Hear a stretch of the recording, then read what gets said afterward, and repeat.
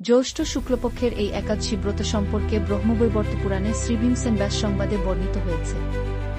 মহারাজ যুধিষ্ঠির বললেন, হে জনার্দন, আমি অপরা একাদশীর সমস্ত মাহাত্ম্য শ্রবণ করলাম, এখন জ্যৈষ্ঠ শুক্লপক্ষের একাদশীর নাম ও মাহাত্ম্য কৃপাপূর্বক আমার কাছে বর্ণনা করুন।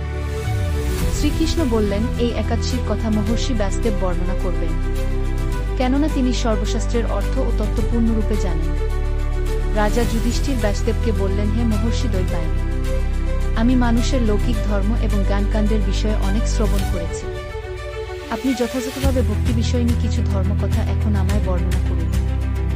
শ্রী ব্যাসদেব বললেন, হে মহারাজ, তুমি যেসব ধর্মকথা শুনেছ, এই কলিযুগের মানুষের পক্ষে সে সমস্ত পালন করা অত্যন্ত কঠিন, যা সুখে সামান্য খরচে অল্প কষ্টে সম্পাদন করা যায় অথচ মহাফল প্রদান করে, এবং সমস্ত শাস্ত্রের সারস্বরূপ সেই ধর্মই কলিযুগে মানুষের পক্ষে করা শ্রেয়।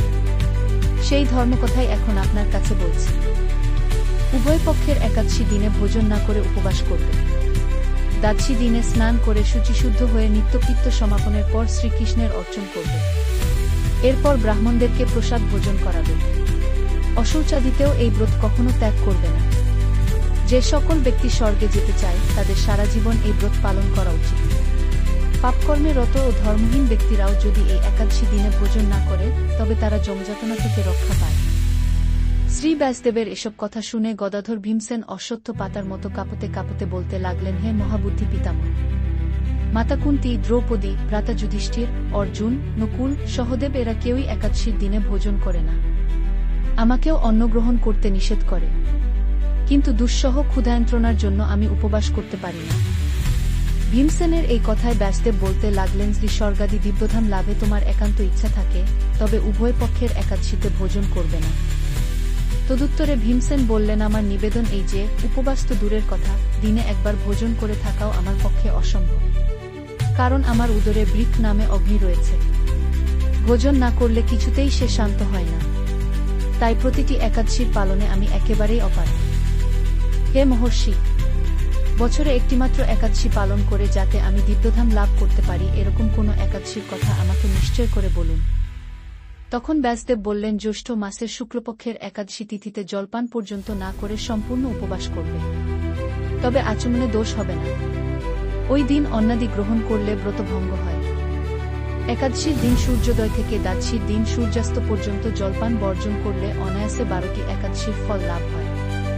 বছরের অন্যান্য একাদশী পালনে অজান্তে যদি কখনো ব্রতভঙ্গ হয়ে যায়, তাহলে এই একটিমাত্র একাদশী পালনে সেই সব দোষ দূর হয়।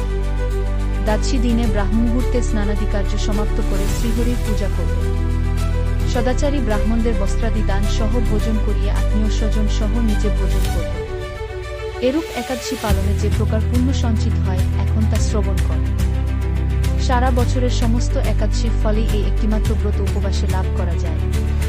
শঙ্খ, চক্র, গদা, পদ্মধারী ভগবান শ্রীকৃষ্ণ আমাকে বলছেন, বৈদিক ও লৌকিক সমস্ত ধর্ম পরিত্যাগ করে যারা একমাত্র আমার শরণাপন্ন হয়ে এই নির্জলা একাদশী ব্রত পালন করে, তারা সর্বপাপ মুক্ত হয়। বিশেষ কলিযুগে ধন সম্পদ দানের মাধ্যমে, সদ্গতি বা স্মার্ত সংস্কারের মাধ্যমেও যথার্থ কল্যাণ লাভ হয় না।